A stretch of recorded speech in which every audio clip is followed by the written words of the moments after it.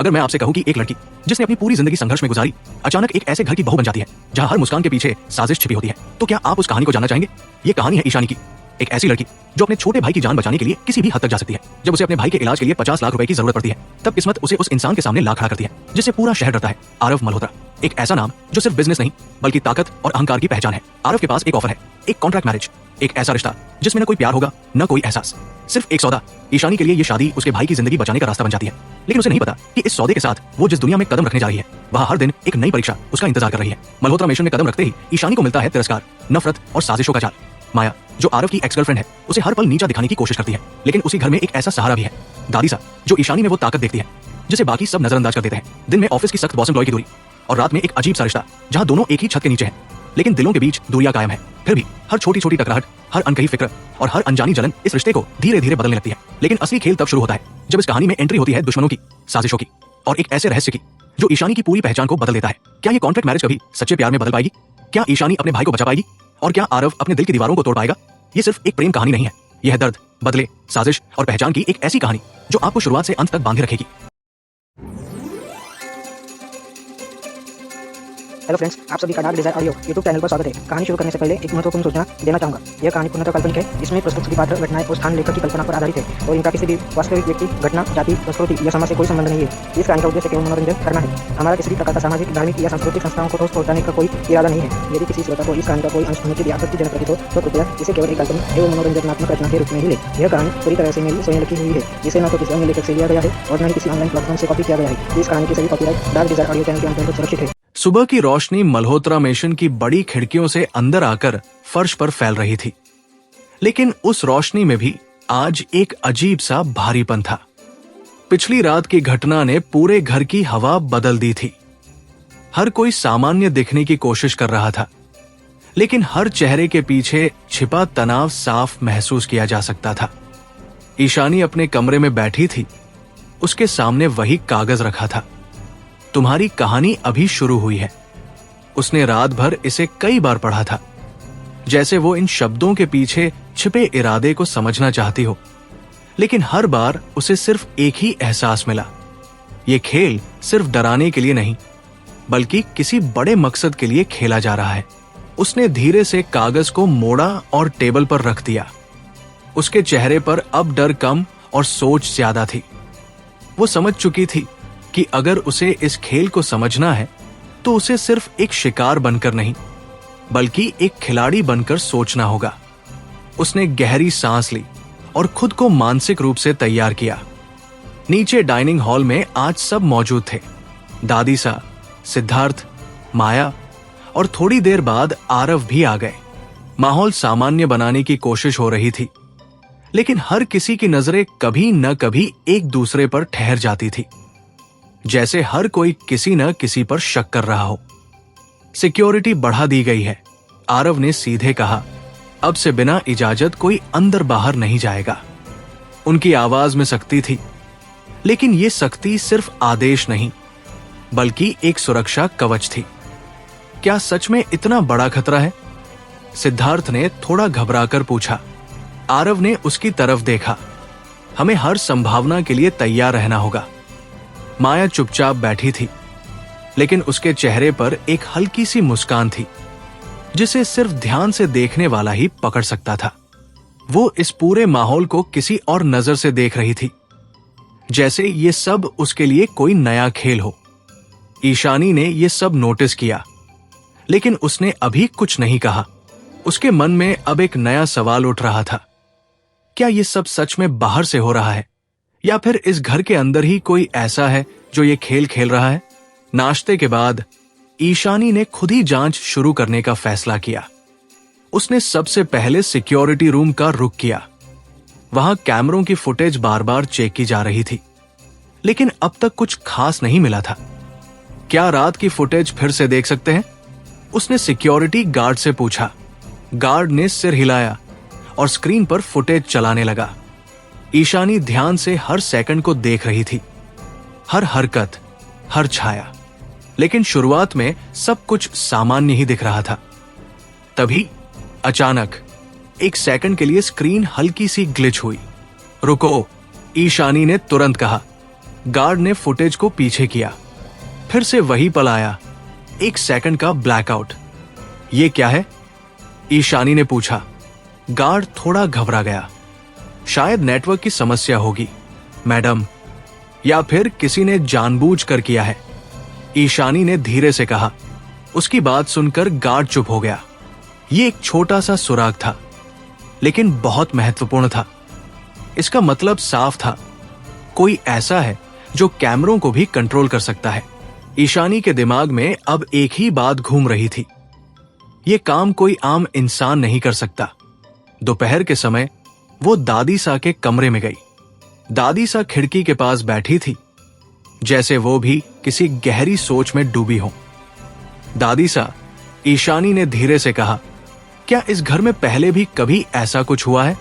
दादी सा ने उसकी तरफ देखा। उनकी आंखों में एक पल के लिए कुछ पुरानी यादें चमक उठीं। हर बड़े घर के अपने राज होते हैं बहू, उन्होंने धीमे स्वर में कहा, और कुछ राज ऐसे होते हैं जो कभी पूरी तरह खत्म नहीं होते।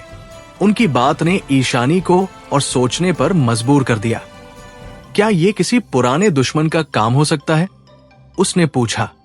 दादी सा कुछ पल चुप रही, फिर बोली, हो सकता है, और यह भी हो सकता है कि कोई पुराना जख्म फिर से खुल रहा हो। यह जवाब स्पष्ट नहीं था, लेकिन उसमें एक गहराई थी। शाम को जब आरव ऑफिस से लौटे तो ईशानी ने उन्हें सब कुछ बताया, कैमरे की ग्लिच, उसका शक और उसकी चिंता। आरव ने ध्यान से उसकी बात सुनी, फिर कहा, तुम सही दिशा में सोच रही हो। तो अब क्या? ईशानी ने पूछा। आरव कुछ पल चुप रहे, फिर बोले, अब हमें सिर्फ बाहर नहीं, अंदर भी देखना होगा। उनके इस जवाब ने बात को और स्पष्ट कर दिया। अब शक सिर्फ बाहर के लोगों पर नहीं, बल्कि घर के लोगों पर भी था।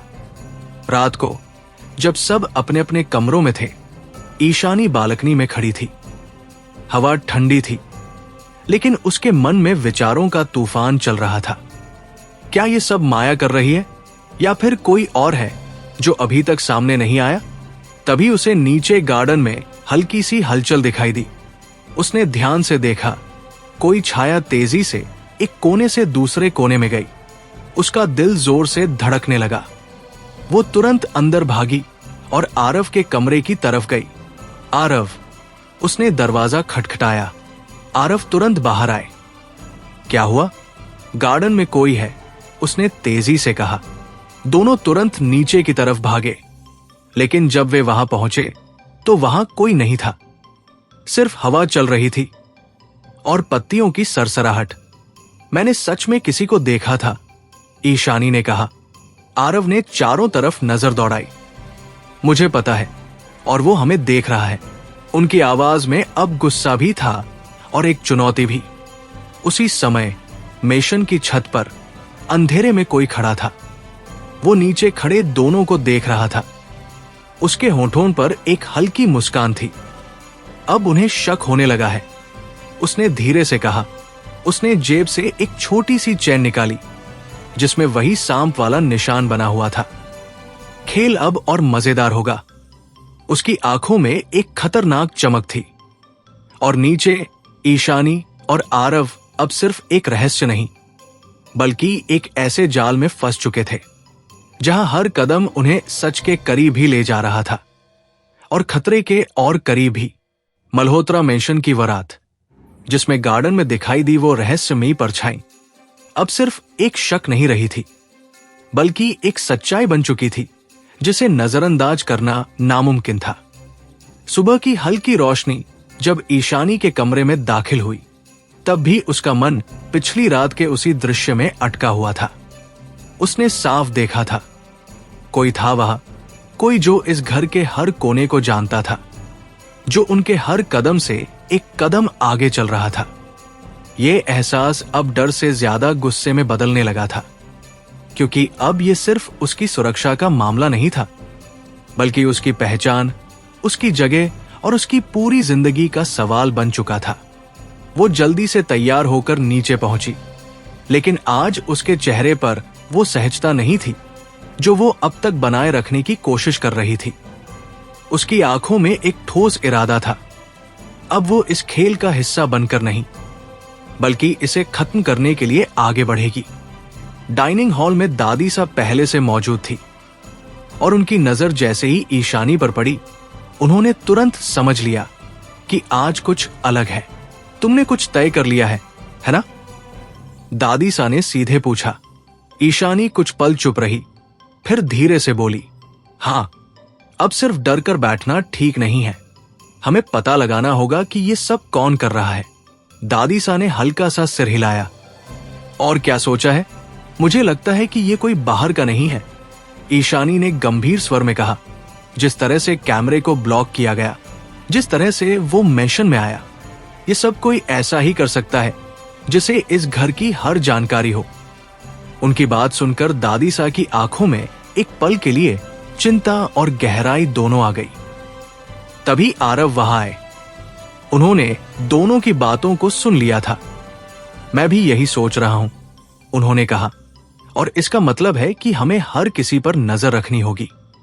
उनकी आवाज में अब सिर्फ सख्ती नहीं, बल्कि एक ठंडी रणनीति भी थी। माया भी कुछ ही देर में वहां आ गई। उसने दोनों को इस तरह बात करते देखा और उसके चेहरे पर एक हल्की सी मुस्कान उभरी, जैसे उसे इस सब में कोई दिलचस्पी हो। लगता है घर में कोई बड़ा ड्रामा चल रहा है, उसने व्यंग्य में कहा। ईशानी ने उसकी तरफ देखा, लेकिन इस बार उसकी नजरों में झिझक नहीं, बल्कि सीधा सामना करने की ताकत थी। हां, और बहुत जल्द सब साफ भी हो जाएगा। माया कुछ पल के लिए चुप रही, फिर मुस्कुराते हुए बोली, मैं इंतजार करूंगी। उसके शब्द साधारण थे, लेकिन उसके लहजे में छिपी चुनौती साफ महसूस हो रही थी। नाश्ते के बाद आरव और ईशानी ने मिलकर एक योजना बनाई। उन्होंने तय किया कि वे घर के हर सदस्य और हर स्टाफ पर नजर रखेंगे, लेकिन बिना किसी को शक हुए। ये आसान नहीं था, लेकिन अब उनके पास और कोई रास्ता भी नहीं था। दिन भर ईशानी ने छोटी छोटी चीजों पर ध्यान देना शुरू किया। किसका व्यवहार बदल रहा है, कौन किससे क्या बात कर रहा है, कौन कहां ज्यादा समय बिता रहा है। हर चीज अब उसके लिए एक सुराग बन चुकी थी। दोपहर के समय वो गलियारे से गुजर रही थी, तभी उसे माया और उसी नौकरानी की आवाज सुनाई दी, जिसने पहले हार वाले मामले में उसका नाम लिया था। दोनों एक कोने में खड़ी थी और धीमे स्वर में बात कर रही थी। ईशानी धीरे से पास गई और दीवार के पीछे रुक गई। ध्यान रखना, माया कह रही थी, इस बार कोई गलती नहीं होनी चाहिए। लेकिन मैडम, नौकरानी की आवाज में डर था, अगर पकड़े गए तो कुछ नहीं होगा। माया ने बीच में ही कहा, तुम्हें सिर्फ वही करना है जो मैं कह रही हूं। यह सुनकर ईशानी का दिल तेजी से धड़कने लगा। क्या माया फिर से कोई साजिश रच रही थी? लेकिन ये उस रहस्यमयी आदमी से कैसे जुड़ा हुआ था? वो चुपचाप वहां से हट गई, लेकिन अब उसके मन में एक नया शक पैदा हो चुका था। क्या माया अकेले ये सब कर रही है, या वो भी किसी और के साथ मिलकर खेल खेल रही है? शाम को उसने ये सब आरव को बताया। आरव ने ध्यान से सुना, फिर कहा, माया पर शक करना गलत नहीं है, लेकिन वो इतनी बड़ी चाल अकेले नहीं चल सकती। मतलब? ईशानी ने पूछा। मतलब कोई और है, आरव ने कहा, जो पीछे से सब कुछ कंट्रोल कर रहा है। उनकी बात सुनकर ईशानी के मन में उस आदमी की छवि फिर से उभर आई। वही ठंडी आंखें, वही रहस्यमयी मुस्कान। रात को दोनों ने एक और कदम उठाने का फैसला किया। उन्होंने घर के कुछ खास जगहों पर अपने तरीके से नजर रखने की व्यवस्था की, ताकि अगर कोई फिर से कोई हरकत करे तो इस बार वो बच न सके। रात गहरी हो चुकी थी। सब अपने अपने कमरों में थे। ईशानी अपने कमरे में बैठी थी, लेकिन उसकी नजर बार बार दरवाजे पर जा रही थी। वो अब इंतजार कर रही थी, किसी हरकत का, किसी संकेत का। और फिर उसे हल्की सी आवाज सुनाई दी, जैसे कोई दरवाजे के बाहर से गुजरा हो। उसका दिल जोर से धड़कने लगा। वो धीरे से उठी और दरवाजा खोला। गलियारे में हल्की रोशनी थी। लेकिन कोई नहीं था। तभी उसकी नजर जमीन पर पड़ी। वहां एक छोटा सा कागज पड़ा था। उसने तुरंत उसे उठाया। उस पर लिखा था, तुम सही रास्ते पर हो, लेकिन अंत तुम्हारे हाथ में नहीं है। ये पढ़ते ही उसकी सांसें थम सी गई। ये कोई खेल नहीं था, ये एक सीधा संदेश था, और इसका मतलब साफ था। वो जो भी कर रही थी, कोई उसे देख रहा था। तभी पीछे से आवाज आई। क्या मिला? ये आरव थे। ईशानी ने कागज उनकी तरफ बढ़ा दिया। आरव ने उसे पढ़ा और उनके चेहरे पर सख्ती और गहरी हो गई। वो हमें देख रहा है, उन्होंने धीमे स्वर में कहा। ईशानी ने उनकी तरफ देखा। तो अब क्या? आरव ने उसकी आंखों में देखते हुए कहा, अब हम भी उसे ढूंढेंगे, और इस बार खेल हम खत्म करेंगे। उनकी आवाज में अब सिर्फ संकल्प नहीं, बल्कि एक चेतावनी भी थी। उसी समय मेशन की छत पर वही आदमी खड़ा था। उसने नीचे देखा और हल्का सा मुस्कुराया। अब तुम सच के करीब आ रही हो, ईशानी, उसने धीरे से कहा। लेकिन जब सच सामने आएगा, तब तुम खुद को पहचान नहीं पाओगी। उसकी आंखों में एक खतरनाक सुकून था, और इस तरह खेल अब और गहरा हो चुका था, जहां हर कदम उन्हें सच के करीब ले जा रहा था, लेकिन साथ ही उस सच्चाई के खतरे को भी बढ़ा रहा था, जो उनकी पूरी दुनिया बदल देने वाली थी। रात के उस छोटे से कागज ने, जिस पर लिखा था, तुम सही रास्ते पर हो, लेकिन अंत तुम्हारे हाथ में नहीं है, ईशानी के मन में जैसे एक तूफान खड़ा कर दिया था। सुबह होने तक उसने उस पंक्ति को दर्जनों बार पढ़ा, और हर बार उसे ऐसा लगा जैसे ये सिर्फ एक चेतावनी नहीं, बल्कि किसी ऐसे इंसान की आवाज है जो उसे बहुत करीब से जानता है। ये एहसास उसे सबसे ज्यादा डराता था, क्योंकि अब ये खतरा सिर्फ बाहर से नहीं, बल्कि कहीं ना कहीं उसकी अपनी जिंदगी से भी जुड़ा हुआ लगने लगा था। सुबह की हल्की ठंडी हवा कमरे में फैल रही थी, लेकिन ईशानी के भीतर बेचैनी का तापमान बढ़ता जा रहा था। वो खिड़की के पास खड़ी थी, और उसकी नजरें दूर आसमान में कहीं खोई हुई थी। वो सोच रही थी, अगर ये खेल उसके अतीत से जुड़ा है, तो ऐसा क्या है उसके अतीत में जो वो खुद नहीं जानती।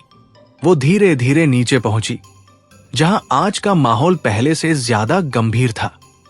आरव पहले से ही वहां मौजूद थे, और उनके सामने कुछ फाइलें खुली हुई थी। उनके चेहरे पर वही सख्त भाव थे, लेकिन आज उनमें एक अलग ही एकाग्रता थी, जैसे वो किसी गहरे सच तक पहुंचने की कोशिश कर रहे हों। मुझे तुमसे कुछ बात करनी है, उन्होंने बिना समय गवाए कहा। ईशानी ने सिर हिलाया और उनके सामने बैठ गई। मैंने राजवीर से बात की, आरव ने कहा। उसने उस टैटू के बारे में कुछ जानकारी निकाली है। ईशानी की धड़कन तेज हो गई। क्या? वो टैटू किसी पुराने अंडरग्राउंड नेटवर्क का हिस्सा था, आरव ने गंभीर स्वर में कहा। एक ऐसा नेटवर्क जो कई साल पहले खत्म हो गया था, या कम से कम ऐसा माना जाता था। तो वो आदमी, ईशानी ने कहना चाहा, वो उसी नेटवर्क से जुड़ा हो सकता है। आरव ने बात पूरी की। और अगर ऐसा है तो ये मामला बहुत बड़ा है। उनकी बात सुनकर ईशानी के मन में एक और सवाल उठा। अगर ये नेटवर्क इतना पुराना है तो इसका उससे क्या संबंध हो सकता है? लेकिन वो मुझे ही क्यों टारगेट कर रहा है? उसने पूछा। आरव कुछ पल चुप रहे, फिर बोले, शायद जवाब तुम्हारे अतीत में है। ये सुनते ही ईशानी के अंदर जैसे कुछ हिल गया। मेरा अतीत, उसने धीमे स्वर में दोहराया। उसका अतीत हमेशा से एक खाली पन्ना रहा था। उसे बस इतना पता था कि वो बचपन में अपनी असली पहचान से अलग हो गई थी, और सुमित्रा ने उसे पाला था। लेकिन उससे आगे सब कुछ एक धुंध था। मुझे सुमित्रा मां से बात करनी होगी, उसने अचानक कहा। आरव ने उसकी तरफ देखा। क्या तुम यकीन हो? हाँ, ईशानी ने दृढ़ता से कहा। अगर इस खेल की जड़ मेरे अतीत में है तो मुझे सच्चाई जाननी ही होगी। आरव ने हल्का सा सिर हिलाया। मैं तुम्हारे साथ चलूंगा। कुछ ही घंटों बाद दोनों शहर के उस छोटे से घर के सामने खड़े थे, जहां ईशानी ने अपना बचपन बिताया था। वो जगह अब भी वैसी ही थी, साधारण, शांत और अपनेपन से भरी हुई। लेकिन आज उस दरवाजे के पीछे सिर्फ यादें नहीं, बल्कि शायद कुछ ऐसे सच छिपे थे जो उसकी पूरी जिंदगी बदल सकते थे। दरवाजा खुला और सामने सुमित्रा खड़ी थी। उन्हें देखकर ईशानी की आंखें भर आई। मां, उसने धीरे से कहा। सुमित्रा ने उसे गले लगा लिया। तू अचानक, सब ठीक है ना? उनकी आवाज में चिंता थी। ईशानी कुछ पल तक चुप रही, फिर बोली, मुझे आपसे कुछ पूछना है और इस बार मुझे सच चाहिए। सुमित्रा का चेहरा थोड़ा बदल गया। उन्होंने एक पल के लिए आरव की तरफ देखा, फिर ईशानी को अंदर आने का इशारा किया। तीनों अंदर बैठ गए। कमरे में एक अजीब सा सन्नाटा छा गया। क्या जानना चाहती हो? सुमित्रा ने धीमे स्वर में पूछा। ईशानी ने सीधे उनकी आंखों में देखा। मैं कौन हूं? यह सवाल सुनते ही सुमित्रा के चेहरे का रंग उड़ गया। तुम मेरी बेटी हो, उन्होंने तुरंत कहा। नहीं, ईशानी ने शांत लेकिन दृढ़ आवाज में कहा। मैं जानती हूं कि आपने मुझे पाला है, लेकिन मैं जानना चाहती हूं कि मैं असल में कौन हूं। कमरे में सन्नाटा और गहरा हो गया। सुमित्रा की आंखों में आंसू आ गए। कुछ सच्चाइयां ऐसी होती हैं जिन्हें छुपाना ही बेहतर होता है, लेकिन अब नहीं, ईशानी ने कहा, क्योंकि मेरी जिंदगी खतरे में है और मुझे जानना होगा कि क्यों। उनकी आवाज में अब एक आग्रह नहीं, बल्कि एक आदेश था। सुमित्रा कुछ पल तक चुप रही, फिर धीरे धीरे बोली, तुम्हें एक हादसे के बाद मैं मिली थी। तुम बहुत छोटी थी और तुम्हारे पास कोई पहचान नहीं थी, बस एक चीज थी। उन्होंने उठकर एक पुराना बॉक्स निकाला। उसमें से उन्होंने एक छोटी सी चेन निकाली। ईशानी की आंखें फैल गई। उस चेन पर वही निशान था, एक सांप जो खुद को काट रहा था। कमरे में सन्नाटा छा गया। यह तुम्हारे पास था, सुमित्रा ने कहा, और मैंने इसे संभाल कर रखा क्योंकि मुझे लगा कि एक दिन यह तुम्हारी पहचान बन सकता है। ईशानी के हाथ कांपने लगे। तो मैं भी, उसने शब्दों को जोड़ने की कोशिश की। आरव ने उसकी तरफ देखा। इसका मतलब है तुम उस नेटवर्क से जुड़ी हो सकती हो। यह सुनते ही ईशानी के अंदर जैसे सब कुछ हिल गया।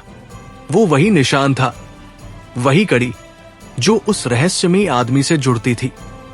अब यह सिर्फ एक बाहरी खतरा नहीं था, यह उसकी अपनी कहानी का हिस्सा था।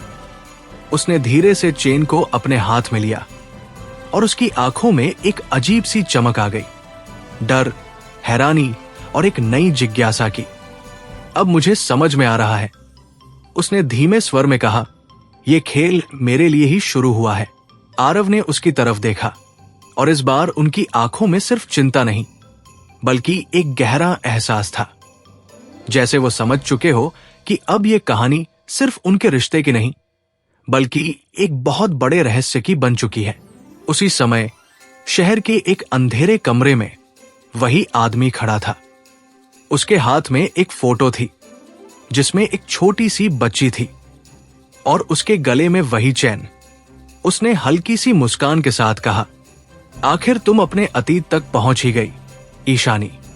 उसकी आवाज में एक अजीब सा सुकून था। अब देखना, यह सच तुम्हें कहां ले जाता है। और इस तरह कहानी अब एक नए मोड़ पर पहुंच चुकी थी, जहां प्यार, साजिश और रहस्य के बीच अब एक और गहरी परत जुड़ चुकी थी। ईशानी की असली पहचान, जो आने वाले हर पल को और खतरनाक बनाने वाली थी। सुमित्रा के छोटे से घर से लौटते समय कार के अंदर एक गहरा सन्नाटा पसरा हुआ था। बाहर शहर की भागती हुई सड़कों पर ट्रैफिक का शोर था, लेकिन कार के भीतर जैसे समय थम गया था। ईशानी खिड़की के बाहर देख रही थी, लेकिन उसकी नजरें कहीं और ही अटकी हुई थी। उस छोटे से बॉक्स में मिली चेन पर, उस निशान पर और उन अनगिनत सवालों पर जो अब उसके अंदर तूफान बन चुके थे। उसके हाथ अब भी हल्के हल्के कांप रहे थे, जैसे वो अब भी उस सच्चाई को पूरी तरह स्वीकार नहीं कर पा रही थी। आरव ड्राइव कर रहे थे, लेकिन उनकी नजरें सड़क से ज्यादा ईशानी के चेहरे के बदलते भावों पर थी। वो समझ सकते थे कि ये सब उसके लिए कितना बड़ा झटका है, लेकिन वो ये भी जानते थे कि अब पीछे लौटने का कोई रास्ता नहीं है। ये सच जितना जल्दी सामने आया है, उतना ही जल्दी इसका सामना करना भी जरूरी है। तुम ठीक हो? आखिरकार उन्होंने चुप्पी तोड़ते हुए पूछा। ईशानी ने हल्की सी हंसी की कोशिश की, लेकिन वो हंसी उसके होंठों तक ही सीमित रह गई। आपको सच में लगता है कि मैं ठीक हो सकती हूं? उसने धीमे स्वर में कहा। मुझे हमेशा लगा कि मेरा अतीत बस एक खाली पन्ना है, लेकिन अब लग रहा है कि वो एक ऐसी किताब है जिसे मुझसे छुपाया गया था। उसकी आवाज में दर्द था, लेकिन साथ ही एक अजीब सा गुस्सा भी था, अपने हालात पर, अपनी अनजान पहचान पर और उस खेल पर जिसमें उसे बिना जाने ही घसीटा गया था। आरव ने गहरी सांस ली। जो भी है, हम उसे समझेंगे, उन्होंने शांत लेकिन दृढ़ स्वर में कहा, और इस बार हम सच को छुपने नहीं देंगे। ईशानी ने उनकी तरफ देखा। उनके शब्दों में एक भरोसा था जो उसके लिए इस वक्त सबसे बड़ी ताकत बन सकता था। लेकिन अगर सच बहुत बुरा हुआ तो? उसने पूछा। अगर मैं उसी दुनिया का हिस्सा निकली जिससे ये सब जुड़ा हुआ है? आरव ने कुछ पल उसे देखा, फिर धीरे से कहा, तो भी तुम वही रहोगी जो आज हो। किसी का अतीत ये तय नहीं करता कि वो कौन है, उसके फैसले करते हैं। उनकी ये बात ईशानी के दिल को छू गई। शायद पहली बार उसे लगा कि वो इस लड़ाई में अकेली नहीं है। मल्होत्रा मिशन लौटते ही माहौल फिर से गंभीर हो गया। दादी सा को जैसे ही इस चेन के बारे में बताया गया, उनके चेहरे पर एक गहरी चिंता उभर आई। ये निशान, उन्होंने धीरे से कहा, मैंने इसे पहले भी देखा है। ईशानी और आरव दोनों चौंक गए। कहा? आरव ने तुरंत पूछा। दादी सा कुछ पल चुप रही, जैसे वो अपनी पुरानी यादों में खो गई हों। बहुत साल पहले, जब तुम्हारे पिता जिंदा थे, उन्होंने आरव की तरफ देखते हुए कहा, उनके कुछ दुश्मन थे, बहुत खतरनाक लोग, और उनके बीच ये निशान आम था। कमरे में सन्नाटा छा गया। मतलब? ईशानी ने कहना चाहा, मतलब ये कि ये मामला सिर्फ तुम्हारे अतीत से नहीं, बल्कि हमारे परिवार के अतीत से भी जुड़ा हो सकता है। दादी सा ने बात पूरी की। ये सुनते ही स्थिति और जटिल हो गई। अब ये सिर्फ एक रहस्य नहीं रहा था, ये दो अलग अलग कहानियों का टकराव बन चुका था। तभी अचानक आरव के फोन पर कॉल आया। ये इंस्पेक्टर राजवीर थे। हमें कुछ मिला है। उनकी आवाज फोन पर गंभीर थी। उस टैटू वाले आदमी की पहचान के बारे में। आरव ने तुरंत पूछा, कौन है वो? उसका नाम सीधे सीधे रिकॉर्ड में नहीं है, राजवीर ने कहा, लेकिन वो एक नाम से जुड़ा हुआ है, विक्रम सिंघानिया। ये नाम सुनते ही आरव की आंखों में गुस्सा चमक उठा। विक्रम, उन्होंने दांत भींचते हुए कहा। ईशानी ने उनकी तरफ देखा। आप जानते हैं उसे? वो मेरा सबसे बड़ा बिजनेस दुश्मन है, आरव ने कहा, और अगर वो इस सब के पीछे है तो इसका मतलब है कि ये सिर्फ एक पर्सनल खेल नहीं, बल्कि एक युद्ध है। ईशानी के मन में सवाल और बढ़ गए। लेकिन उसका मुझसे क्या लेना देना? यही हमें पता लगाना होगा, आरव ने कहा। रात गहराने लगी थी, लेकिन मिशन के अंदर हर कोई अब पहले से ज्यादा सतर्क था। सिक्योरिटी और बढ़ा दी गई थी और हर कोने पर नजर रखी जा रही थी। ईशानी अपने कमरे में बैठी थी और उसके हाथ में वही चेन थी। वो बार बार उसे देख रही थी, जैसे उसमें कोई छिपा हुआ जवाब हो। क्या तुम सच में मेरे अतीत की चाबी हो? उसने खुद से फुसफुसाया। तभी उसे दरवाजे के बाहर हल्की सी आहट सुनाई दी। उसका दिल जोर से धड़कने लगा। वो धीरे धीरे दरवाजे की तरफ बढ़ी और उसे खोला, लेकिन बाहर कोई नहीं था, सिर्फ एक और कागज पड़ा था। उसने तुरंत उसे उठाया। इस बार उस पर लिखा था, खून कभी झूठ नहीं बोलता। ये पढ़ते ही उसके हाथ कांप गए। इसका मतलब क्या था? क्या ये किसी रिश्ते की ओर इशारा था, या फिर ये सिर्फ उसे और डराने की एक चाल थी? तभी पीछे से आरव की आवाज आई। क्या मिला? ईशानी ने कागज उन्हें दिखाया। आरव ने उसे पढ़ा और उनके चेहरे पर सख्ती और गहरी हो गई। वो तुम्हारे अतीत को तुम्हारे खिलाफ इस्तेमाल कर रहा है, उन्होंने कहा।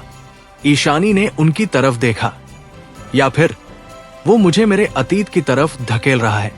उनकी ये बात सुनकर दोनों कुछ पल के लिए चुप हो गए। उसी समय शहर के एक सुनसान गोदाम में वही आदमी खड़ा था। उसके सामने विक्रम सिंघानिया खड़ा था। अब वो सच के करीब है, उस आदमी ने कहा। विक्रम ने हल्की मुस्कान के साथ जवाब दिया, अच्छा है, क्योंकि जब सच सामने आएगा तो उसका असर और गहरा होगा। क्या आप यकीन है कि वो तैयार है? उस आदमी ने पूछा। विक्रम की आंखों में एक ठंडी चमक आई। तैयार होना जरूरी नहीं है, बस टूटना जरूरी है। दोनों की हंसी उस खाली गोदाम में गूंज उठी। और वहीं दूर मल्होत्रा मेंशन में ईशानी अपने हाथ में उस चेन को कसकर पकड़े खड़ी थी, अनजाने में ही उस जाल के और करीब जाती हुई जो उसके लिए बहुत पहले से बिछाया गया था। अब ये सिर्फ एक खेल नहीं था, ये खून, रिश्तों और बदले की कहानी बनने जा रही थी, जहां हर सच एक नया जख्म देने वाला था। मल्होत्रा मेंशन की रात जितनी शांत दिखती थी, उतनी ही बेचैन करने वाली होती जा रही थी। और इस बेचैनी का सबसे बड़ा कारण अब सिर्फ बाहरी खतरा नहीं, बल्कि वो सच्चाई थी जो धीरे धीरे सबके सामने आ रही थी। ईशानी अपने कमरे में बैठी थी। उसकी उंगलियां उस चेन को बार बार छू रही थी, जैसे वो उससे कोई जवाब निकाल लेना चाहती हो।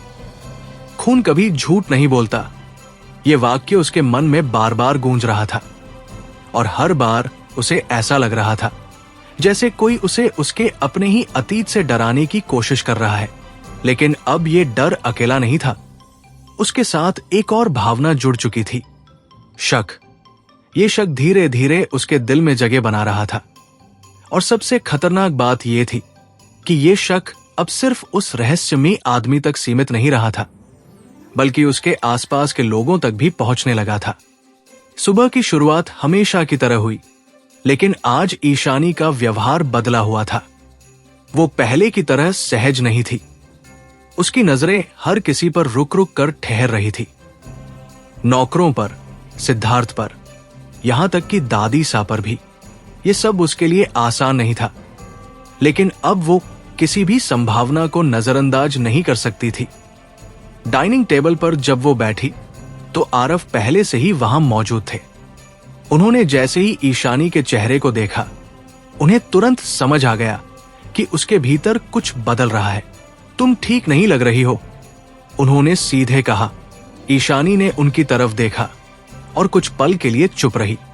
फिर उसने धीरे से कहा, आपको कभी ऐसा लगा है कि सच जानने के बाद चीजें और उलझ जाती हैं? आरव ने हल्की सी भौहें सिकोड़ ली। क्या कहना चाहती हो?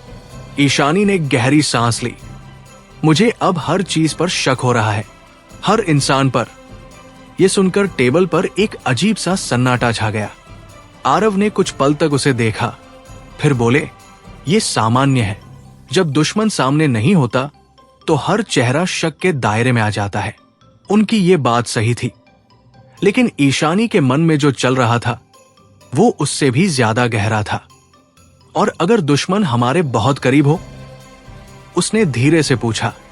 यह सवाल हवा में ही ठहर गया। आरव ने उसकी आंखों में देखा और पहली बार उनके चेहरे पर हल्की सी असहजता दिखाई दी। तुम कहना क्या चाहते हो? ईशानी ने नजरें झुका ली। कुछ नहीं, बस एक सवाल था। लेकिन ये कुछ नहीं दोनों के बीच एक दरार बन चुका था। नाश्ते के बाद ईशानी अपने कमरे में चली गई। उसका मन अब और ज्यादा उलझ चुका था। क्या वो आरव पर भी शक कर रही थी? ये सवाल उसे खुद से डराने लगा। नहीं, ऐसा नहीं हो सकता, उसने खुद से कहा। लेकिन उसके मन में वो एक पल बार बार लौट रहा था, जब आरव ने बिना देखे ही गार्डन वाली घटना के बारे में जान लिया था। जब वो हर चीज को पहले से समझ जाते थे, जैसे उन्हें पहले से सब कुछ पता हो। क्या ये सिर्फ उनकी समझदारी थी या कुछ और?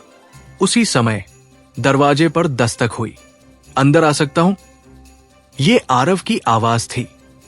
ईशानी ने खुद को संभाला।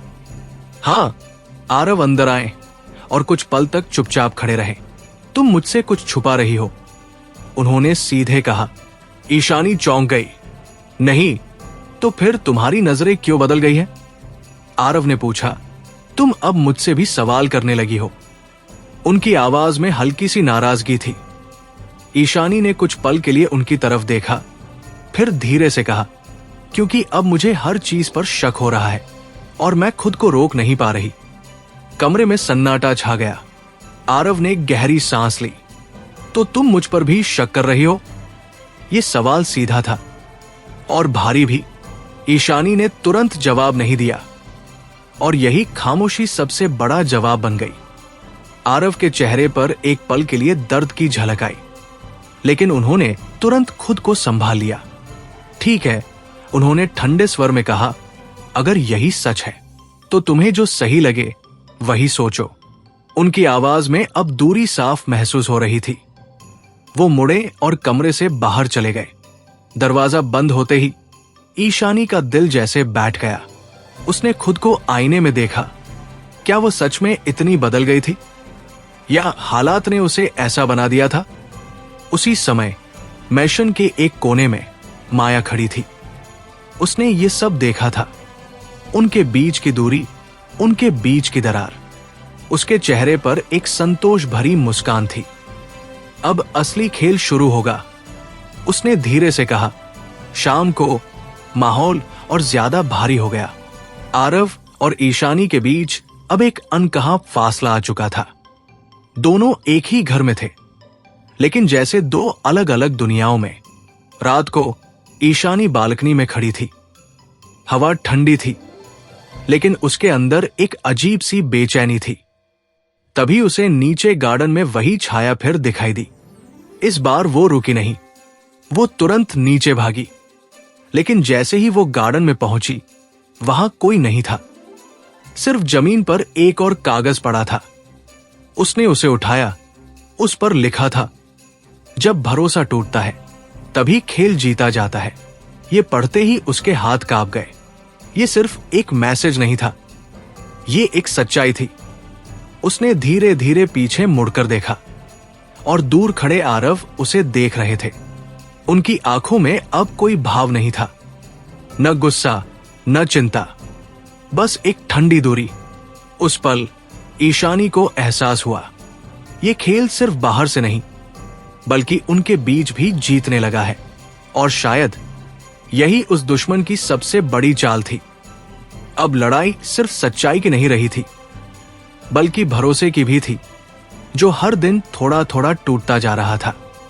मल्होत्रा मैंशन में उस रात के बाद जो खामोशी फैली, वो सामान्य खामोशी नहीं थी, बल्कि एक ऐसी दूरी की आवाज थी जिसे शब्दों में बयां करना मुश्किल था। ईशानी अपने कमरे में खड़ी थी, हाथ में वही कागज लिए। जब भरोसा टूटता है तभी खेल जीता जाता है। ये वाक्य अब सिर्फ एक चेतावनी नहीं रह गया था, बल्कि उसकी हकीकत बन चुका था। उसने महसूस किया कि जिस खेल में वो और आरव साथ खड़े थे, अब वही खेल उन्हें एक दूसरे के खिलाफ खड़ा करने लगा है। सुबह की रोशनी कमरे में फैल रही थी, लेकिन आज उस रोशनी में कोई सुकून नहीं था। ईशानी की आंखों में रात भर की जागी हुई बेचैनी साफ दिखाई दे रही थी। उसने आईने में खुद को देखा। वो वही लड़की थी, लेकिन उसकी आंखों में अब एक अलग ही थकान थी, जैसे वो सिर्फ दुश्मनों से नहीं बल्कि अपने ही फैसलों से लड़ रही हो। नीचे डाइनिंग हॉल में माहौल अजीब तरह से शांत था। दादी सा मौजूद थी, सिद्धार्थ भी, लेकिन आज किसी के पास ज्यादा बातें नहीं थी। जैसे ही ईशानी वहां पहुंची, सबकी नजरें एक पल के लिए उस पर ठहरी और फिर वापस अपनी जगह लौट गई। आरव भी कुछ देर बाद आए। उन्होंने एक नजर ईशानी पर डाली, लेकिन इस बार उस नजर में वो गर्माहट नहीं थी जो पिछले कुछ दिनों में धीरे धीरे उभर रही थी। वो नजर ठंडी थी और दूरी से भरी हुई। आज मुझे जल्दी निकलना है, उन्होंने बिना किसी से सीधे बात किए कहा। एक जरूरी मीटिंग है। उनकी आवाज में औपचारिकता थी, जैसे वह किसी अनजान व्यक्ति से बात कर रहे हों। ईशानी ने उनकी तरफ देखा, लेकिन उसने कुछ नहीं कहा। उसके मन में बहुत कुछ था, लेकिन शब्द जैसे कहीं खो गए थे। नाश्ते के बाद आरव बिना किसी से ज्यादा बात किए निकल गए। उनके जाने के बाद दादी सा ने धीरे से कहा, तुम दोनों के बीच जो हो रहा है वो सही नहीं है बहू। ईशानी ने उनकी तरफ देखा। मैंने कुछ गलत नहीं किया। गलत हमेशा वही नहीं होता जो हम करते हैं, दादी सा ने शांत स्वर में कहा। कभी कभी जो हम सोचते हैं वही सबसे बड़ा घाव बन जाता है। उनकी बात सुनकर ईशानी के मन में एक टीस उठी। क्या सच में उसने जल्दीबाजी में कोई ऐसी सोच बना ली थी जिसने सब कुछ बिगाड़ दिया? वो बिना कुछ कहे अपने कमरे में वापस चली गई। उसी समय शहर के एक बड़े कॉन्फ्रेंस हॉल में आरव अपनी मीटिंग में बैठे थे। उनके सामने कई बिजनेसमैन थे, लेकिन उनका ध्यान बार बार भटक रहा था। उनके दिमाग में बार बार वही पल घूम रहा था जब ईशानी ने चुप रहकर उनके सवाल का जवाब दिया था। तो तुम मुझ पर भी शक कर रही हो? उस सवाल का जवाब उन्हें मिल गया था, और शायद वही जवाब उन्हें सबसे ज्यादा चोट पहुंचा रहा था। उन्होंने अपने हाथ में पकड़ी पेन को कसकर दबाया। फोकस आरव, उन्होंने खुद से कहा। लेकिन दिल और दिमाग के बीच की ये लड़ाई आसान नहीं थी। उसी समय उनके सामने बैठा एक आदमी मुस्कुराया। विक्रम सिंघानिया, लगता है आज आपका ध्यान कहीं और है, उसने व्यंग्य में कहा। आरव ने उसकी तरफ देखा। काम की बात करो। विक्रम की मुस्कान और गहरी हो गई। काम की बात ही तो कर रहा हूं। लेकिन कुछ खेल ऐसे होते हैं जो बिजनेस से बाहर भी चलते हैं। उसके शब्दों में एक छुपा हुआ इशारा था जिसे आरव ने तुरंत पकड़ लिया। सीधे बोलो, उन्होंने सख्ती से कहा। विक्रम थोड़ा आगे झुका। बस इतना समझ लीजिए, जब भरोसा टूटता है तो सबसे मजबूत रिश्ते भी बिखर जाते हैं। ये वही लाइन थी जो ईशानी को उस कागज पर मिली थी। आरव की आंखों में गुस्सा चमक उठा। तुम क्या कहना चाहते हो? विक्रम ने हल्की हंसी के साथ कहा। मैं कुछ नहीं कह रहा, बस देख रहा हूं कि खेल कितना दिलचस्प होता जा रहा है। ये साफ था वो इस खेल में शामिल था, और वो जानबूझकर हर चाल को और खतरनाक बना रहा था। शाम को जब आरव मैशन लौटे तो माहौल पहले जैसा ही भारी था।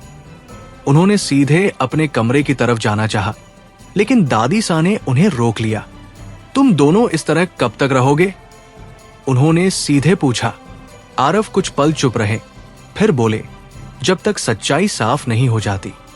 सच्चाई सिर्फ बाहर नहीं होती बेटा, दादी सा ने कहा। कभी कभी वो हमारे अपने दिल में छिपी होती है।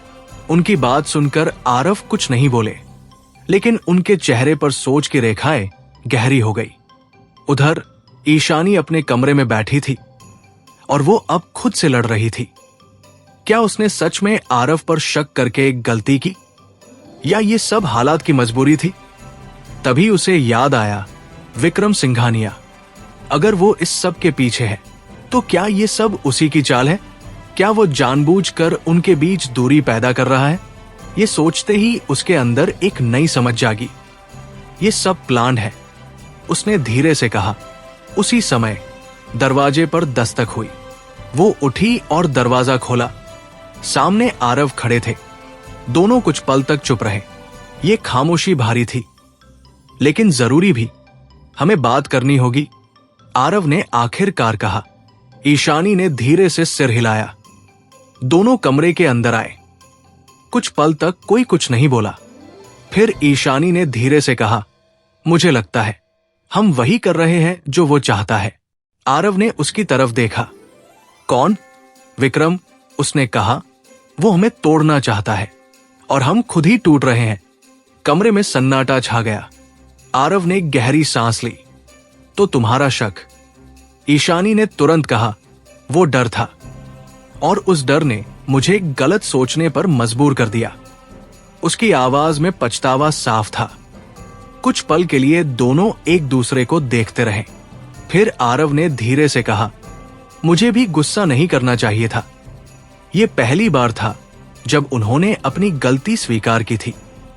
उस पल उनके बीच की दूरी थोड़ी कम हो गई, पूरी तरह नहीं, लेकिन इतनी जरूर कि वे फिर से एक ही तरफ खड़े हो सके। अब हमें साथ रहना होगा, ईशानी ने कहा, वरना वो जीत जाएगा। आरव ने उसकी आंखों में देखा और हल्का सा सिर हिलाया। इस बार हम उसे जीतने नहीं देंगे। उनकी आवाज में अब एक नई दृढ़ता थी। उसी समय दूर कहीं विक्रम अपने ऑफिस में बैठा था।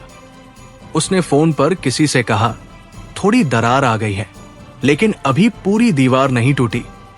फोन के दूसरी तरफ से आवाज आई, तो अगली चाल और तेज चलनी होगी। विक्रम ने मुस्कुराते हुए कहा, खेल अभी खत्म नहीं हुआ है, असली मजा तो अब आएगा। और इस तरह जहां एक तरफ ईशानी और आरव फिर से एक होने की कोशिश कर रहे थे, वहीं दूसरी तरफ उनका दुश्मन अब और भी खतरनाक चाल चलने की तैयारी कर रहा था। एक ऐसी चाल जो इस बार सिर्फ उनके भरोसे को नहीं, बल्कि उनकी पूरी दुनिया को हिला देने वाली थी।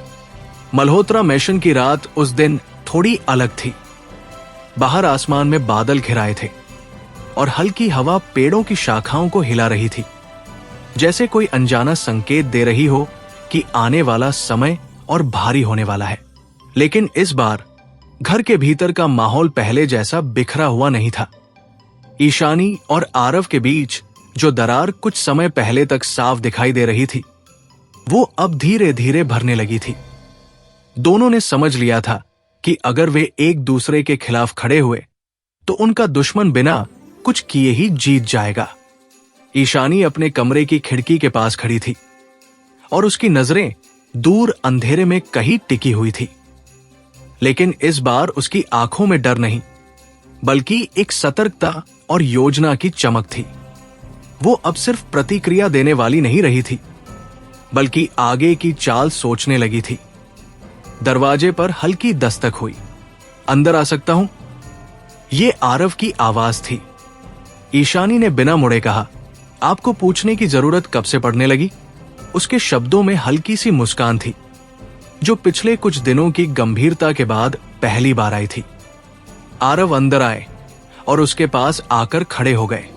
शायद तब से जब मुझे एहसास हुआ कि कुछ चीजों को हल्के में नहीं लेना चाहिए। दोनों के बीच कुछ पल के लिए खामोशी रही, लेकिन ये खामोशी अब असहज नहीं थी। मुझे लगता है कि हमें अब सिर्फ बचाव नहीं, हमला करना चाहिए, ईशानी ने धीरे से कहा। आरव ने उसकी तरफ देखा। मतलब ये कि हम उसका इंतजार करते रहें और वो हमें एक एक करके तोड़ता रहे। ये सही नहीं है, उसने कहा। हमें उसे बाहर निकालना होगा, मजबूर करना होगा कि वो खुद सामने आए।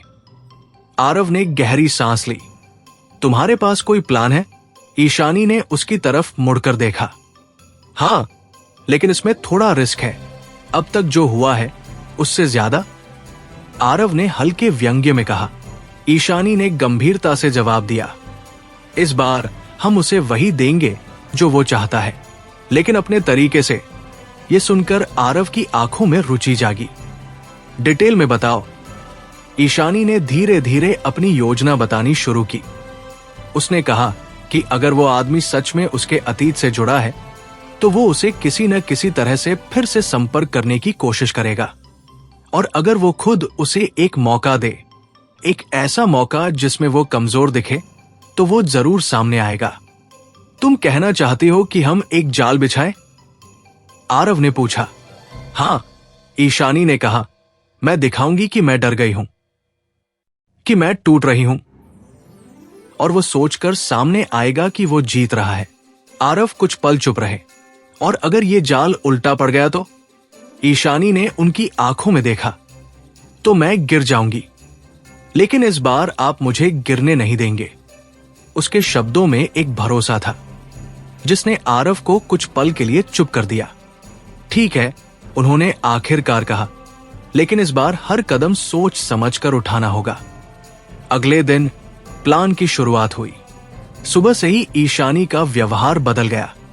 वो चुप चुप रहने लगी, लोगों से नजरें चुराने लगी और ऐसा दिखाने लगी जैसे वो सच में डर और दबाव में टूट रही हो। उसने जानबूझकर कुछ नौकरों के सामने ये बात कही कि वो अब इस सब से थक चुकी है और शायद उसे ये घर छोड़ देना चाहिए। ये बात धीरे धीरे पूरे मेशन में फैल गई। माया, जो हर चीज पर नजर रखे हुए थी, तुरंत सतर्क हो गई। तो आखिरकार वो टूट ही गई। उसने अपने आप से कहा। उसके चेहरे पर संतोष की मुस्कान थी, लेकिन उसे ये नहीं पता था कि ये सब एक योजना का हिस्सा है। दोपहर के समय ईशानी गार्डन में अकेली बैठी थी। उसकी आंखों में आंसू थे, कुछ असली, कुछ अभिनय का हिस्सा। वो खुद भी इस खेल में पूरी तरह डूब चुकी थी।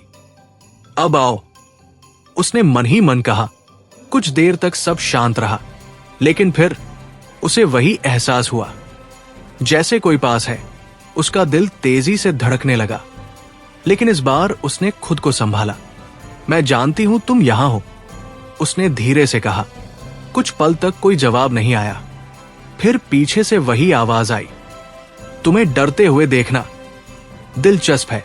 ईशानी ने धीरे धीरे मुड़कर देखा। वो वही आदमी था, वही ठंडी आंखें, वही रहस्यमयी मुस्कान। तो आखिर तुम सामने आ ही गए, उसने कहा। वो आदमी हल्का सा हंसा। तुमने मुझे बुलाया और मैं आ गया। तुम कौन हो? ईशानी ने सीधा सवाल किया। वो कुछ कदम आगे बढ़ा। इतनी जल्दी सच जानना चाहती हो? अब मेरे पास समय नहीं है, ईशानी ने कहा। उस आदमी ने उसकी आंखों में देखा। तुम्हें सच जानने की कीमत चुकानी पड़ेगी, ईशानी ने बिना डरे जवाब दिया। मैं पहले ही बहुत कुछ खो चुकी हूं। अब डरने के लिए कुछ नहीं बचा। कुछ पल के लिए दोनों के बीच सन्नाटा रहा। फिर वो आदमी मुस्कुराया। ठीक है, खेल थोड़ा और दिलचस्प करते हैं, उसने कहा। तुम्हें जल्द ही सब पता चल जाएगा। इतना कहकर वो पीछे हटने लगा। लेकिन तभी, रुको, ये आवाज थी आरव की।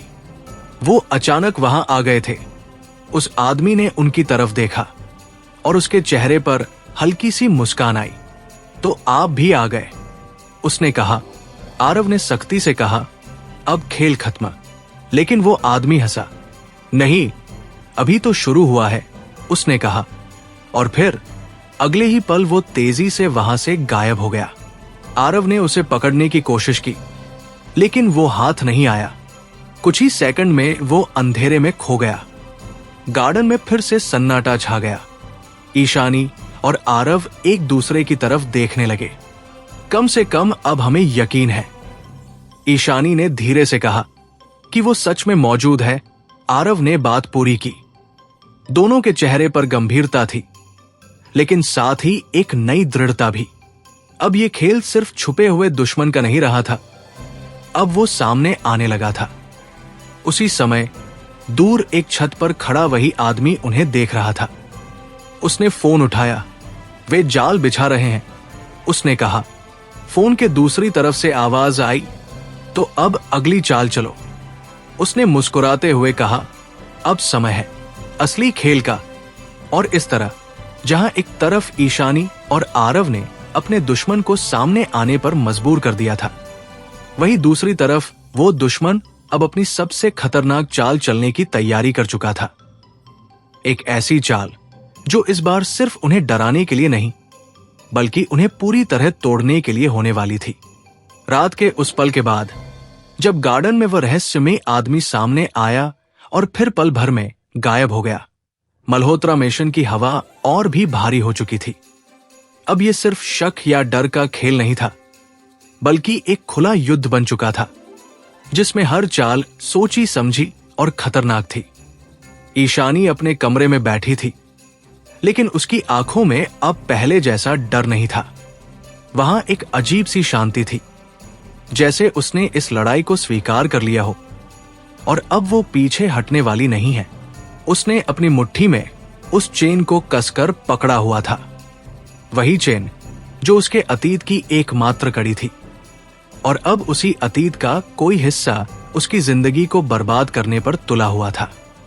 उसके मन में बार बार वही सवाल उठ रहा था, क्या वो आदमी उसे बचाना चाहता है या उसे खत्म करना? दरवाजा खुला और आरव अंदर आए।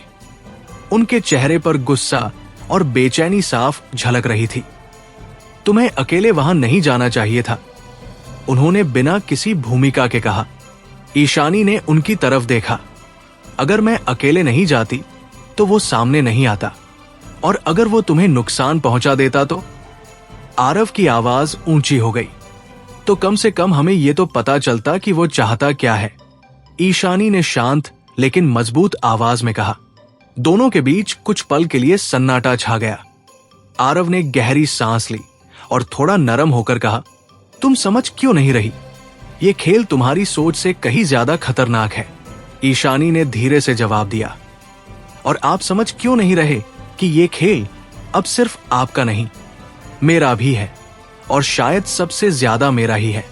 उसकी बात में सच्चाई थी, और ये सच्चाई आरव को भी माननी पड़ी।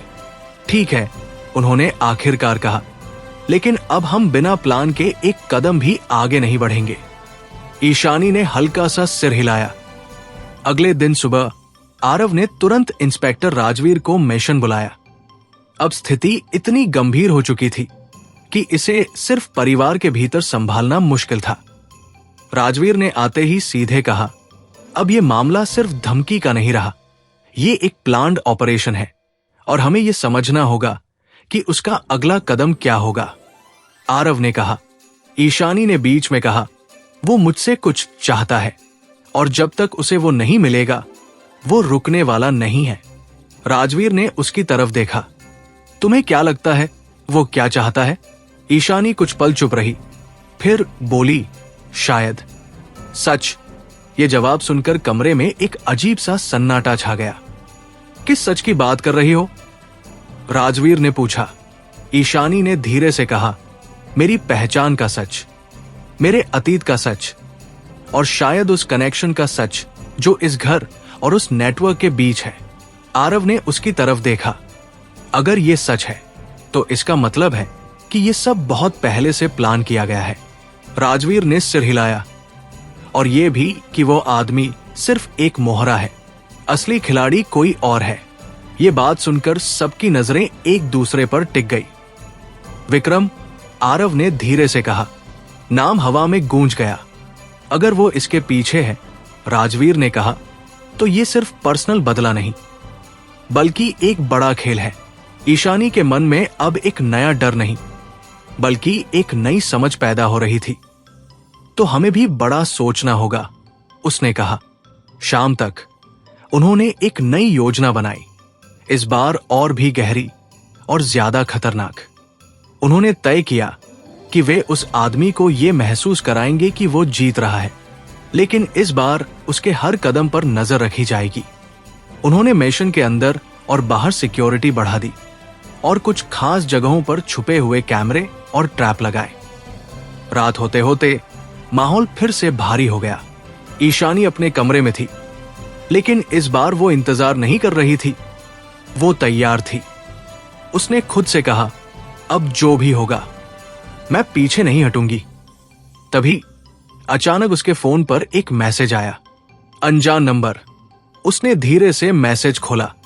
उस पर लिखा था, अगर सच जानना है तो अकेले आओ। नीचे एक लोकेशन दी हुई थी। उसका दिल तेजी से धड़कने लगा।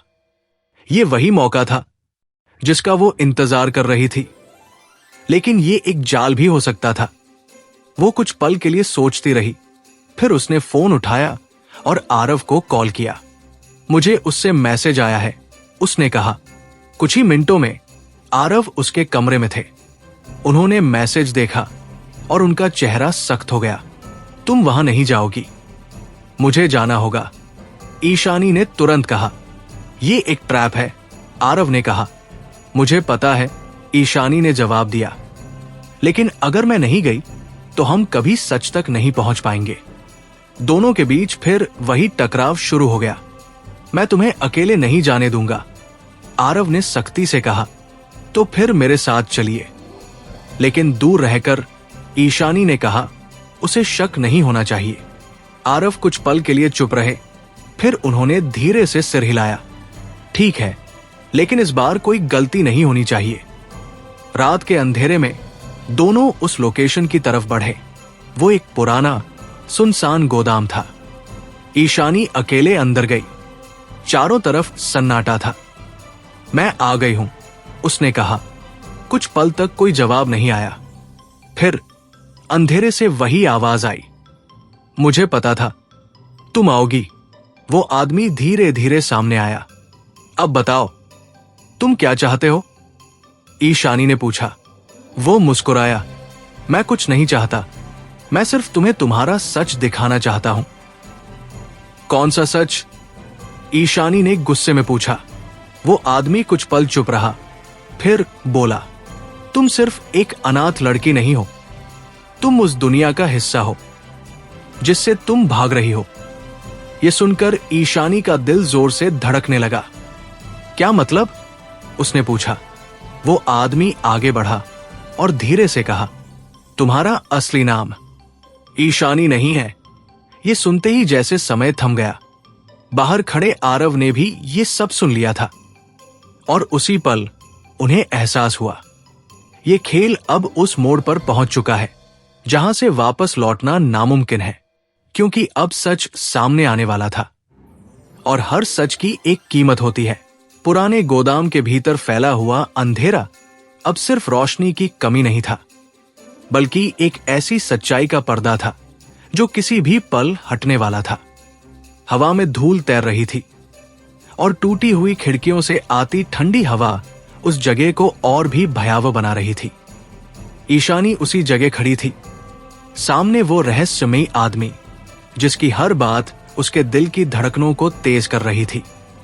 उसके कानों में अभी भी वही शब्द गूंज रहे थे, तुम्हारा असली नाम ईशानी नहीं है। उसके पैरों तले जैसे जमीन खिसक गई। तो फिर क्या है मेरा नाम? उसने खुद को संभालते हुए पूछा। उसकी आवाज में घबराहट छुपी हुई थी, लेकिन उसका इरादा अब भी मजबूत था। वो आदमी कुछ पल तक उसे देखता रहा, जैसे वो उसके हर भाव को पढ़ रहा हो। फिर उसके होंठों पर एक हल्की सी मुस्कान आई, वही मुस्कान जो हर बार किसी नई साजिश का संकेत देती थी। इतनी जल्दी सब जानना चाहते हो? उसने धीरे से कहा। क्या तुम तैयार हो उस सच्चाई के लिए जो तुम्हारी पूरी दुनिया बदल देगी? ईशानी ने बिना पलक झपकाए उसकी आंखों में देखा। मेरे पास अब खोने के लिए कुछ नहीं बचा है, सच जानना जरूरी है। उसकी आवाज में इस बार कोई हिचकिचाहट नहीं थी। वो आदमी थोड़ा और करीब आया। उसकी आंखों की ठंडक और गहरी हो गई। तुम्हारा नाम ईशानी नहीं, आयरा है। ये शब्द जैसे हवा में ठहर गया। आयरा, ईशानी ने धीरे से दोहराया। ये नाम उसके लिए अनजाना था, लेकिन अजीब तरह से उसके भीतर कहीं गूंज भी रहा था, जैसे वो इस नाम को पहले भी कभी सुन चुकी हो। बहुत पहले, जब वो बहुत छोटी थी। उसके सिर में हल्का सा दर्द उठने लगा, जैसे कुछ पुरानी यादें वापस आने की कोशिश कर रही हों। नहीं, ये सच नहीं हो सकता, उसने खुद से कहा। यही सच है, वो आदमी बोला, और ये तो सिर्फ शुरुआत है। बाहर गोदाम के अंधेरे कोने में खड़े आरव ने ये सब सुन लिया था। उनका दिल तेजी से धड़क रहा था। ये सब उनकी सोच से कहीं ज्यादा बड़ा था। ये सिर्फ एक बिजनेस दुश्मनी नहीं थी, ये एक ऐसा जाल था जो बहुत पहले से बिछाया गया था। अंदर ईशानी, या अब आयरा, अपने भीतर चल रही उस अजीब सी हलचल को समझने की कोशिश कर रही थी। अगर मेरा नाम आयरा है तो मैं कौन हूं? उसने पूछा। और तुम ये सब कैसे जानते हो? वो आदमी कुछ पल चुप रहा, फिर उसने अपनी जेब से एक छोटा सा फोटो निकाला। उसने वो फोटो ईशानी की तरफ बढ़ाया। ईशानी ने कांपते हाथों से फोटो लिया। उसमें एक छोटी सी लड़की थी, करीब 5-6 साल की। उसके चेहरे पर मासूम मुस्कान थी और उसके गले में वही चेन थी, वही सांप वाला निशान। ये मैं हूं? ईशानी की आवाज कांप गई। हां, वो आदमी बोला, और ये फोटो उस दिन का है जब सब कुछ खत्म हो गया था। क्या खत्म हो गया था? ईशानी ने घबराकर पूछा। उस आदमी की आंखों में एक पल के लिए दर्द झलका, लेकिन उसने तुरंत उसे छुपा लिया। तुम्हारा परिवार, उसने धीरे से कहा। ये सुनते ही जैसे सब कुछ रुक गया। नहीं, ईशानी के होठों से निकला। तुम एक साधारण लड़की नहीं हो, आयरा। वो आदमी बोला, तुम उस दुनिया का हिस्सा हो जहां ताकत, पैसा और खून सब एक साथ चलते हैं। ईशानी के दिमाग में सब कुछ घूमने लगा। और मेरा परिवार? उसने मुश्किल से पूछा। वो आदमी कुछ पल चुप रहा, फिर बोला, तुम्हारे पिता वही इंसान है जिनसे पूरा शहर डरता है। ये सुनकर ईशानी के हाथ से फोटो लगभग गिर गया। कौन? उसने कांपती आवाज में पूछा। वो आदमी उसकी आंखों में देखते हुए बोला, आदित्य वर्धन। ये नाम सुनते ही जैसे गोदाम की हवा और भारी हो गई। बाहर खड़े आरव के चेहरे का रंग बदल गया। आदित्य वर्धन, ये नाम उनके लिए अनजाना नहीं था।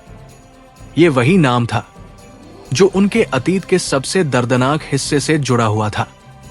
ये संभव नहीं है, आरव ने खुद से कहा। अंदर ईशानी का दिल जैसे धड़कना भूल गया था। नहीं, ये झूठ है, उसने कहा। काश ये झूठ होता, वो आदमी बोला। लेकिन यही सच है। अगर वो मेरे पिता है तो उन्होंने मुझे क्यों छोड़ दिया? ईशानी ने गुस्से और दर्द के बीच पूछा। वो आदमी हल्का सा हंसा। उन्होंने तुम्हें छोड़ा नहीं, तुम्हें उनसे छीन लिया गया। ये सुनकर ईशानी की आंखें फैल गई। किसने? उसने तुरंत पूछा। वो आदमी कुछ पल के लिए चुप रहा, फिर बोला, ये कहानी इतनी आसान नहीं है और इसका हर हिस्सा खून से लिखा गया है। उसकी आवाज में अब एक अलग ही गंभीरता थी। और मैं? ईशानी ने पूछा। मैं इस सब में कहां हूं? वो आदमी धीरे धीरे उसके पास आया और बोला, तुम इस कहानी की सबसे बड़ी कड़ी हो, क्योंकि तुम्हारे पास वह चीज है जो इस पूरे खेल को खत्म भी कर सकती है और शुरू भी। क्या? ईशानी ने पूछा। वो आदमी मुस्कुराया। समय आने पर पता चल जाएगा। ये सुनकर ईशानी का गुस्सा बढ़ गया। बस करो अब और पहेलियां मत बुझाओ, मुझे सब जानना है। उसकी आवाज गोदाम में गूंज उठी। कुछ पल के लिए सन्नाटा छा गया, फिर वो आदमी पीछे हट गया। आज के लिए इतना काफी है, उसने कहा। बाकी सच तुम्हें खुद ढूंढना होगा। रुको, ईशानी चिल्लाई। लेकिन इस बार वो आदमी तेजी से अंधेरे में गायब हो गया। आरव तुरंत अंदर आए। ईशानी, उन्होंने कहा। ईशानी उनकी तरफ मुड़ी। उसकी आंखों में आंसू थे, लेकिन साथ ही एक अजीब सी ठंडक भी थी। मेरा नाम ईशानी नहीं है, उसने धीमे स्वर में कहा। आरव कुछ पल चुप रहे, फिर उन्होंने धीरे से कहा, नाम कुछ भी हो, तुम वही हो जो आज हो। लेकिन इस बार ये बात ईशानी को सुकून नहीं दे पाई। अगर मेरा अतीत ही मेरी पहचान है तो मैं कौन हूं? उसने पूछा। उसका सवाल हवा में ठहर गया। दोनों कुछ पल के लिए चुप रहे। फिर आरव ने धीरे से कहा, हम ये सब मिलकर पता लगाएंगे, लेकिन एक बात याद रखना, तुम अकेली नहीं हो। ईशानी ने उनकी तरफ देखा। शायद यही एक चीज थी जो अभी भी उसे संभाले हुए थी। लेकिन उसके मन में अब एक नया तूफान उठ चुका था। अगर वो सच में आदित्य वर्धन की बेटी है, तो क्या वह उस आदमी की दुश्मन है या उसकी वारिस? और सबसे बड़ा सवाल, क्या ये सच उसे बचाएगा या पूरी तरह तोड़ देगा? गोदाम के बाहर दूर खड़ा वही आदमी उन्हें देख रहा था। उसके होठों पर हल्की मुस्कान थी। अब खेल दिलचस्प हो गया है, आयरा, उसने धीरे से कहा। और इस तरह एक नाम ने सब कुछ बदल दिया था। अब यह सिर्फ एक कहानी नहीं रही थी, बल्कि एक ऐसी सच्चाई बन चुकी थी जो हर रिश्ते, हर भरोसे और हर पहचान को चुनौती देने वाली थी। रात का वह सफर जो पुराने गोदाम से शुरू हुआ था, अब मल्होत्रा मेशन की ओर लौटते हुए एक अजीब सी खामोशी में बदल गया था। कार की खिड़की के बाहर शहर की रोशनी तेजी से पीछे छूट रही थी, लेकिन ईशानी के भीतर जो कुछ टूट रहा था वो कहीं नहीं जा रहा था। उसके मन में सिर्फ एक ही बात बार बार गूंज रही थी, आयरा, ये नाम जैसे किसी गहरे अतीत की कुंजी था, लेकिन उसी के साथ एक डर भी जुड़ा था, क्योंकि अब यह साफ हो चुका था कि उसकी जिंदगी जितनी सरल वो समझती थी, उतनी कभी थी ही नहीं। वो अपनी उंगलियों में उस चेन को घुमाती रही, जैसे वो उसमें छुपे हर राज को पढ़ लेना चाहती हो। उसकी सांसें अब भी थोड़ी भारी थी और उसके चेहरे पर एक ऐसी उलझन थी जिसे शब्दों में बांधना आसान नहीं था। उसके पास अब दो पहचान थी, एक ईशानी जो उसने जी है और एक आयरा जो उसके खून में है। आरव ड्राइव कर रहे थे, लेकिन उनकी नजरें बार बार उसकी तरफ जा रही थी। उन्होंने उसे पहले कभी इस तरह टूटते हुए नहीं देखा था, और शायद ये वही पल था जब उन्हें एहसास हुआ कि ये लड़ाई अब सिर्फ एक रहस्य को सुलझाने की नहीं, बल्कि उसे टूटने से बचाने की भी है। कुछ बोलोगी? उन्होंने धीरे से पूछा। ईशानी ने बिना उनकी तरफ देखे कहा, अगर मैं वही नहीं हूं जो मैं सोचती थी, तो फिर मैं कौन हूं? उसकी आवाज में थकान थी और साथ ही एक गहरी बेचैनी भी। आरव कुछ पल चुप रहे, फिर बोले, तुम वही हो जो तुमने खुद को बनाया है। ईशानी हल्का सा हंसी, लेकिन वो हंसी दर्द से भरी हुई थी। तो क्या मेरा अतीत कोई मायने नहीं रखता? रखता है, आरव ने स्वीकार किया, लेकिन वो तुम्हें परिभाषित नहीं करता। कुछ पल के लिए कार के अंदर फिर वही सन्नाटा छा गया। लेकिन अगर मेरा अतीत ही इस सब का कारण है? ईशानी ने पूछा। अगर ये सब इसलिए हो रहा है क्योंकि मैं आयरा हूं? इस सवाल का जवाब आसान नहीं था। आरव ने धीरे से कहा, तो हम उस अतीत को समझेंगे, लेकिन उसे तुम्हारी कमजोरी नहीं बनने देंगे। उनकी आवाज में एक दृढ़ता थी, लेकिन ईशानी के भीतर जो चल रहा था वो उससे कहीं ज्यादा गहरा था। मिशन पहुंचते ही दादी सा और बाकी सभी उनका इंतजार कर रहे थे। जैसे ही उन्होंने ईशानी का चेहरा देखा, उन्हें समझ आ गया कि कुछ बहुत बड़ा हुआ है। क्या हुआ? दादी सा ने तुरंत पूछा। आरव ने एक नजर ईशानी पर डाली, जैसे वो उसे खुद बोलने का मौका देना चाहते हों। कुछ पल के लिए ईशानी चुप रही, फिर उसने धीरे से कहा, मेरा नाम ईशानी नहीं है। कमरे में सन्नाटा छा गया। क्या? सिद्धार्थ ने चौंक कर पूछा। ईशानी ने गहरी सांस ली। मेरा असली नाम आयरा है और मेरे पिता आदित्य वर्धन है। ये सुनते ही जैसे पूरा माहौल जम गया। दादी सा की आंखों में एक पल के लिए गहरी हैरानी उभरी और फिर वो धीरे धीरे एक गंभीरता में बदल गई। तो आखिरकार वो सच्चाई सामने आ ही गई। उन्होंने धीमे स्वर में कहा, आप जानती थी? आरव ने हैरानी से पूछा। दादी सा ने सीधे जवाब नहीं दिया, लेकिन उनकी खामोशी ही काफी थी। ईशानी ने उनकी तरफ देखा। क्या आपको पहले से पता था? दादी सा ने गहरी सांस ली। पूरा सच नहीं, लेकिन इतना जरूर पता था कि तुम्हारा अतीत साधारण नहीं है। तो आपने मुझे बताया क्यों नहीं? ईशानी की आवाज में अब गुस्सा साफ था, क्योंकि कभी कभी सच सही समय पर ही सामने आना चाहिए। दादी सा ने शांत स्वर में कहा, और अगर वो समय कभी आता ही नहीं? ईशानी ने तड़पते हुए पूछा। कमरे में तनाव बढ़ गया। आरव ने बीच में आते हुए कहा, अभी ये सब बहस करने का समय नहीं है। हमें ये समझना होगा कि इसका मतलब क्या है। सभी की नजरें अब उसी पर टिक गई। इसका मतलब है, आरव ने धीरे धीरे कहा, कि ये सब सिर्फ एक हमला नहीं है, ये एक बदला है। किसका बदला? सिद्धार्थ ने पूछा। आरव की आंखों में गुस्सा चमका। मेरे पिता का। ये सुनते ही ईशानी के दिल की धड़कन रुक सी गई। क्या मतलब? उसने पूछा। आरव कुछ पल चुप रहे, फिर बोले, आदित्य वर्धन वही आदमी है जिसने मेरे पिता को बर्बाद किया था। ये सुनते ही जैसे सब कुछ टूट गया। ईशानी के हाथ से वो चेन गिर गई। नहीं, उसके होठों से निकला, ये सच है। आरव ने ठंडे स्वर में कहा। उनकी आवाज में अब वो नरमी नहीं थी जो कुछ समय पहले तक थी। कमरे में एक भारी खामोशी फैल गई। ईशानी ने धीरे धीरे उनकी तरफ देखा। तो अब आप मुझे क्या समझते हैं? ये सवाल सीधा था और बेहद खतरनाक भी। आरव ने तुरंत जवाब नहीं दिया। उनकी आंखों में एक संघर्ष साफ दिखाई दे रहा था, दिल और दिमाग के बीच।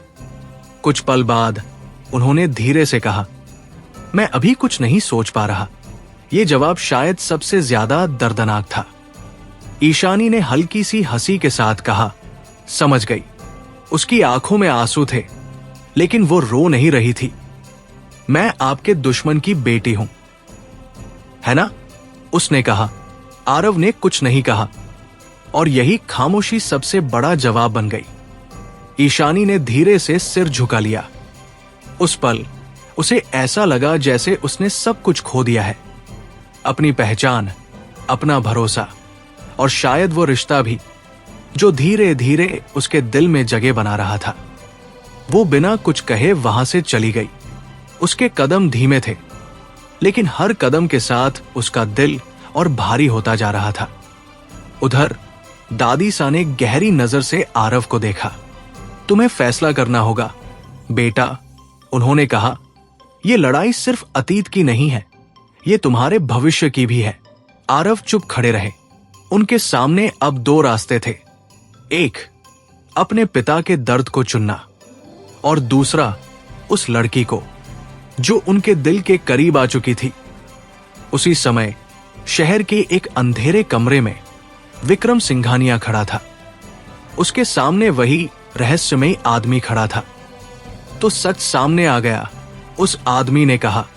विक्रम ने मुस्कुराते हुए जवाब दिया, अब देखना कैसे एक सच दो लोगों को तोड़ देता है। उसकी आंखों में एक खतरनाक संतोष था। अब अगला कदम? उस आदमी ने पूछा। विक्रम ने धीरे से कहा, अब उन्हें एक दूसरे के खिलाफ खड़ा करना है। और उसी पल यह साफ हो चुका था, अब यह खेल सिर्फ पहचान का नहीं रहा, बल्कि प्यार और नफरत के बीच की सबसे खतरनाक लड़ाई बनने वाला था। तो दोस्तों, यह था आज का एपिसोड। आशा करता हूँ कि आपको हमारी कहानी पसंद आई होगी। यदि आपको हमारी यह कहानी अच्छी लग रही है और आप आगे के नए एपिसोड सुनना चाहते हैं तो हमारे चैनल को सब्सक्राइब करें और बेल आइकन दबाकर ऑल विकल्प पर क्लिक करें, ताकि आपको हमारे नए अपलोड किए गए एपिसोड की नोटिफिकेशन मिलती रहे। इस वीडियो को लाइक करना न भूलें और इसे अपने परिवार व दोस्तों के साथ जरूर शेयर करें। धन्यवाद।